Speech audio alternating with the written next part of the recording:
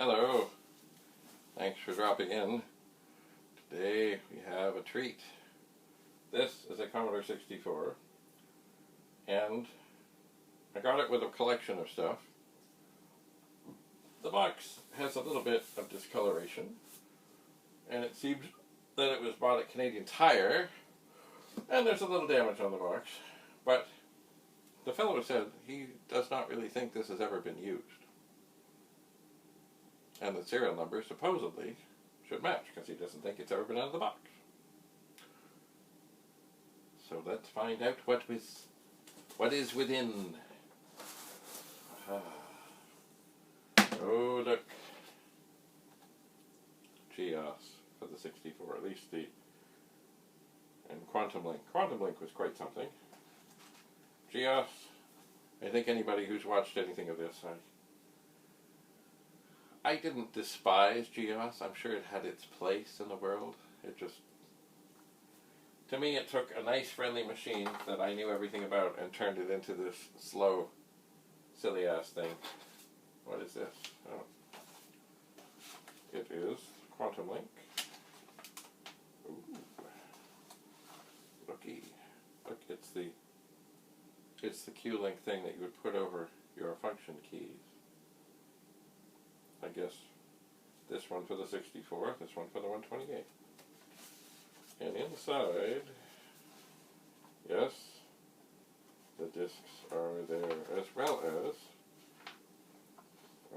a registration certificate and all kinds of things. Oh, here is the Quantum Link User's Guide. Maybe, I'm not sure. I'll tuck that all in there. It's funny, it does not quite seem to fit, but anyway, let's see what else is in here. Look, the Commodore 64 Introductory Guide, which probably just tell, oh yeah, it's like how to turn it on, what do you use the keyboard for? Trying out your new Commodore 64, moving around the screen, getting started. Yes, you can with the Commodore 64C.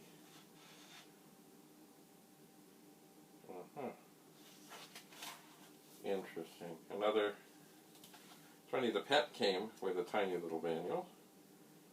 And then other things happened. This one is, oh, funny, I think the PET came with a 16-page manual. This is 33. Of course, it's really 34, but the back page is blank. Then, of course, we have GEOS. Product catalog. Oh, these are so sharp. Product catalog, winter 1988. Who cares? Ooh, here is the Commodore Buyer's Guide to Software and Accessories, Volume 3. Also, sharp as can be. What is this? Oh, the System Guide and the Quick Connect Guide. I guess they got a little, well, they don't look quite as sharp. They look a little squished in there. But I don't remember everything that comes with the machine, but it seems to be pretty complete. Let's look into the little side thing. Oh, we have, oh, I love these cables. I don't know why, but they had really cool ends on them. They're just basically an RCA cable used with the RF modulator, which of course, oh, it's funny, a lot of people think that this thing here is the RF modulator. It's not, it's a switch. Ooh, is it ever shiny? Anyway, finding that this is out of the bag, I suppose probably at some point this was taken out. But I don't think it was ever connected. Oh, it's beautiful. Beautiful. And here is one of the power supplies. Oh, that, oh, it's still, ow. It's stuck. It's stuck, I say. Oh. I will get you. All right. Well, there it is. Power supply. Yes, it's still kind of wound up. I don't know if it's ever been used or not. The reason I'm unboxing this and doing other such things is because I want to test this 1802 monitor, and I thought, well, what better way than to unbox a 64. So here is the 64. Oh, what's this? It is, sit there, be nice. It is a receipt. Canadian Tire. Trenton. No refund exchange without this receipt. April 27th, 1989. This machine was bought for $169.99. Plus tax, of course. What is this? And there's something else. $13.50 in tax. Oh, I see. Okay. So they gave them, right, change out, yeah. Okay, there's the receipt. And here is the machine, still in plastic. Oh, with the sacred styrofoam.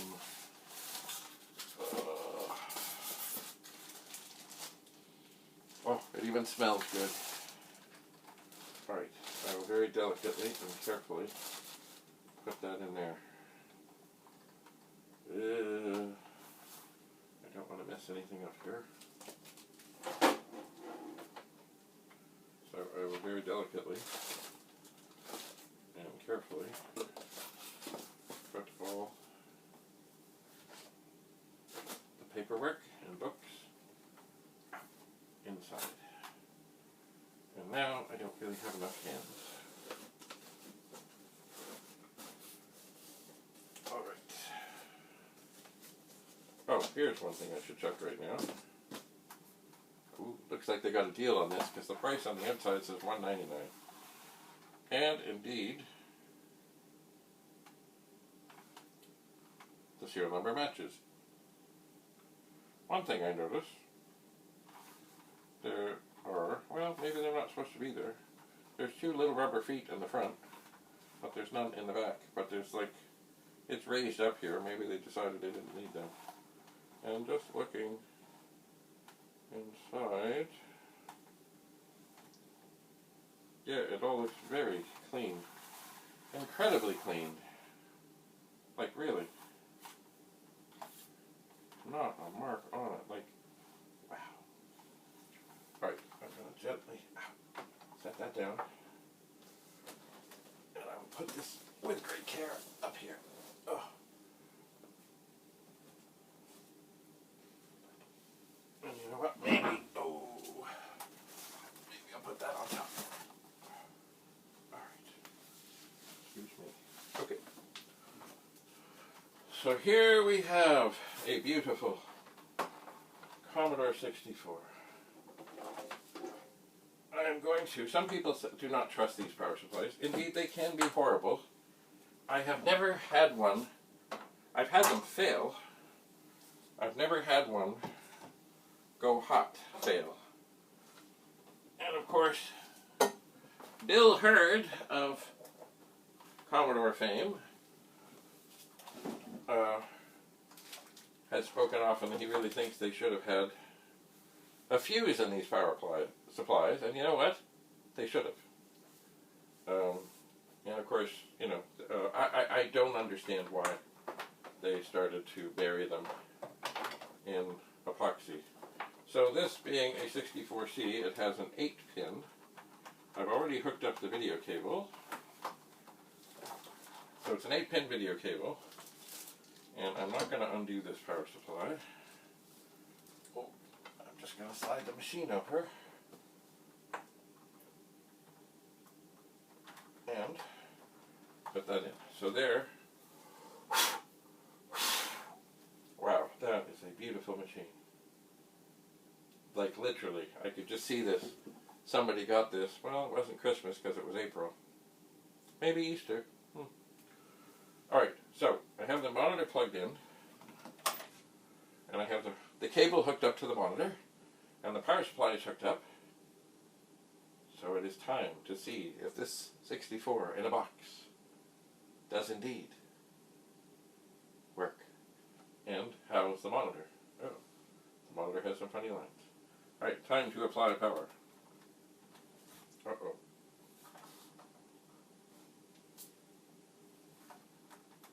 Oh my.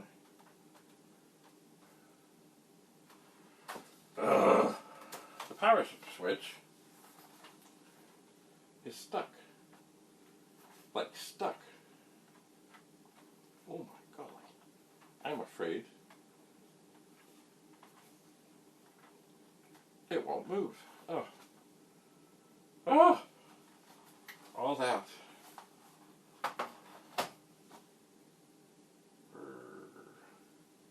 It's tempting to smack it.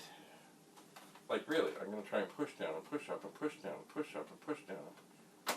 Oh! Oh my! Okay. It seems.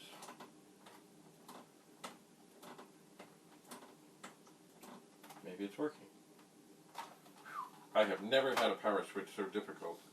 I mean, it might not look like I had to put tremendous force on that, but I sure did.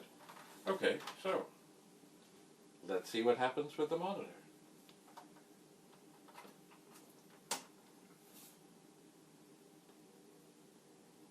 Uh-huh. Oh, wait. Something happened.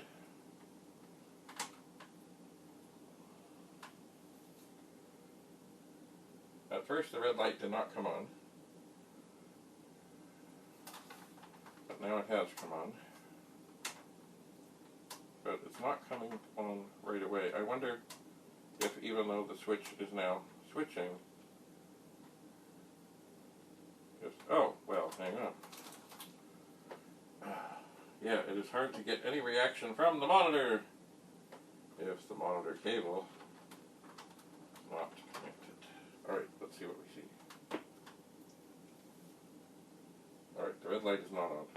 Oh, now it is.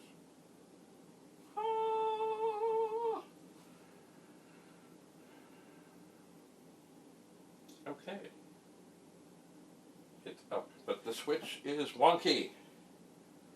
Oh, I hate that. I hate the thought that, like, if I touch this, that was pushing it up. So I push it down just ever so slightly, and it's okay. Let me try turning it off. See, it's still not right. I can feel it. And that could hurt things. And maybe even with a little... Oh, isn't that annoying? Oh, perfect! Brand new! Still smells new, like that new computer smell. Out of the box. With a wonky switch.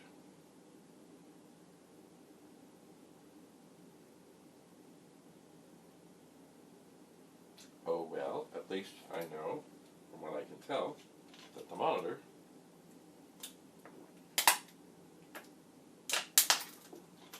is working.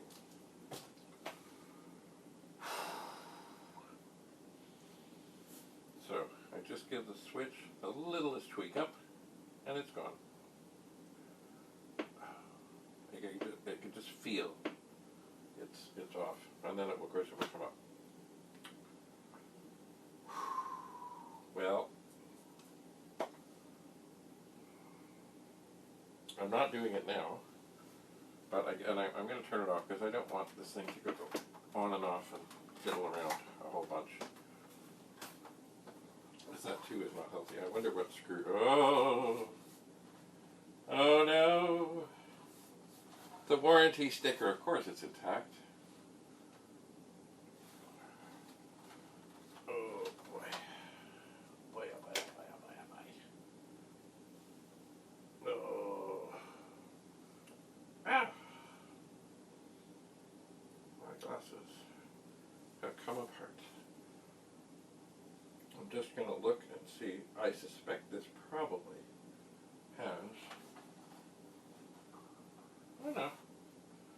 thought it might have the Torx bit screws, but it does not. But there is the sacred warranty seal. Warranty seal in how many languages? Warranty seal. I think 4 languages. So, yeah, this. I mean, I'm suspecting I might end up, after I thoroughly test this, sell it, but I don't think I... Well, you know, here's the thing.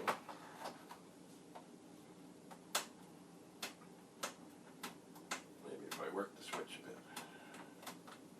I don't believe that's going to... It was stuck. It was like stuck. I've never had one. I had to exert tremendous pressure. Tremendous pressure. I'll work it another few times. 1, 2, 3, 4, 6, 7, 8, 9,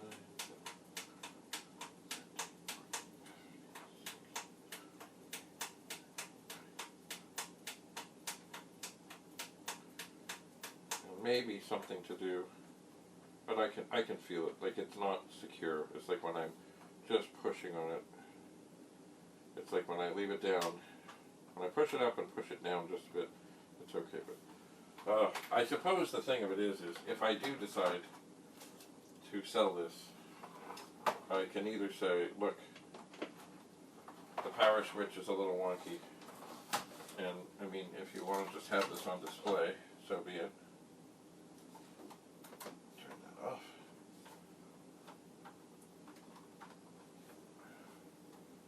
So I'm going to turn it on ever so gently, very gently, and then I push it up and I push it down just a little bit and it comes up. But I know if I touch it ever so slightly, it went off. That's annoying. A perfect, perfect, beautiful machine.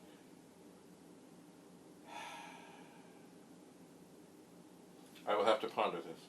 It seems a lot of these things that I've been opening lately, cosmetically, they're just dandy. And this one, of course, it seems to work. Mind you, I'll have to run the diagnostic thing and just see about the SID chip and everything else. And I do want to come up with a way of basically testing everything. So that, like, if I am going to be selling 64s, I can say, it has worked with the joysticks, it has worked with the modem, it has worked with the printer, it has worked with the disk drive, it has worked with the monitor, the sound works, it has worked with paddles. That's a big one, because a lot of the early replacement SID chips didn't do paddles, although I hear there is one now on the market that does do paddles. But it's not original, of course. Oh, decisions. Boy, it's beautiful. Oh my golly, it's gorgeous. Well, the one thing, of course, about selling anything to anybody at any time is, of course, full disclosure. So, tell them what. I could, see, I think there's great mystique in having that sticker intact. There was a 64 I sold a while ago to a fellow out west, and he would, that was the thing, with the sticker intact, he was like, I gotta have it. I was like, really? It's just a sticker. Anyway, alright, I will have to think about this. So, the monitor works, it seems to, and let's just check out the keyboard.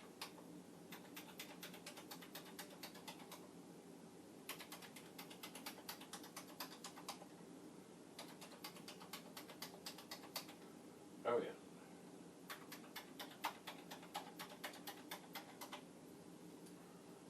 It's dandy. It's gorgeous. It's beautiful. Now, the other thing, of course, is I don't know at this moment is which circuit board is in this machine. Because the 64C did come often with the small board with the Super PLA, which I hate, by the way. I hate it. But also, the case was made to take the other boards, the bigger boards, different versions, because of course, as always, they just wanted to get them out the door. So they had no problem in taking boards that had come back for warranty repair or other such things and putting them in this case, and they fit quite fine in this case.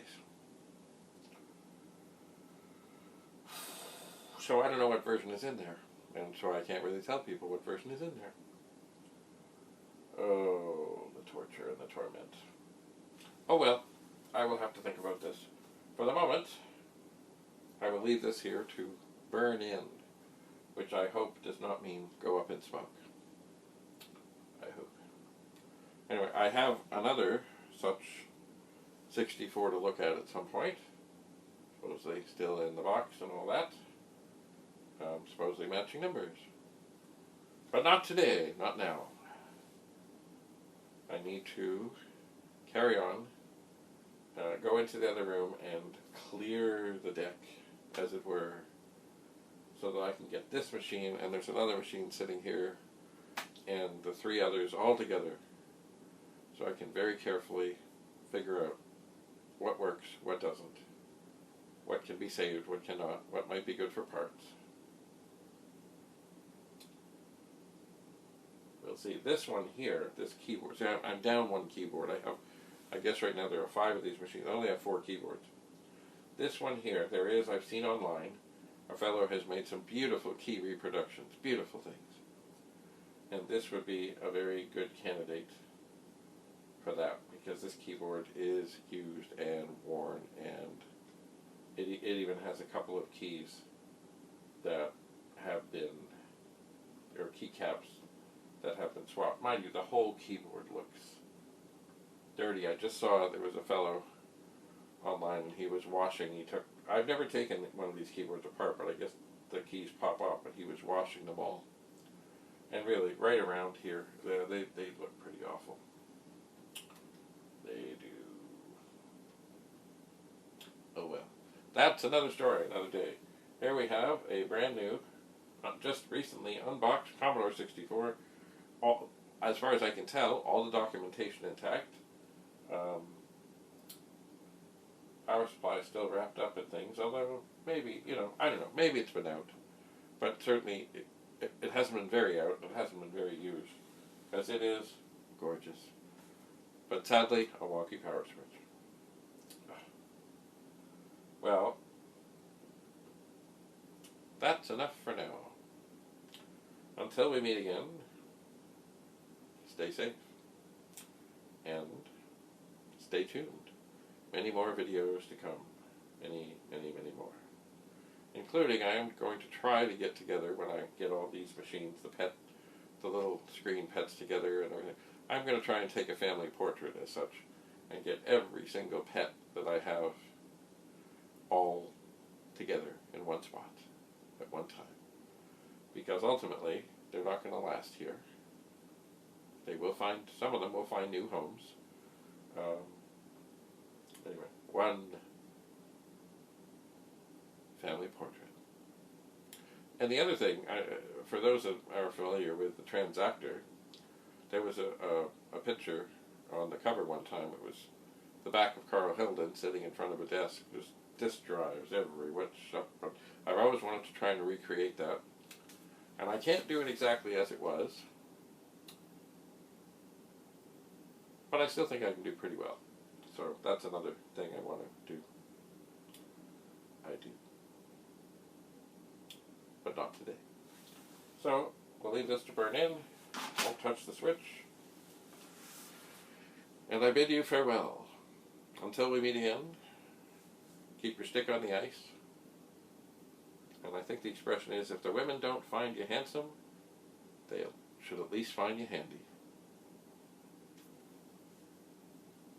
Bye for now.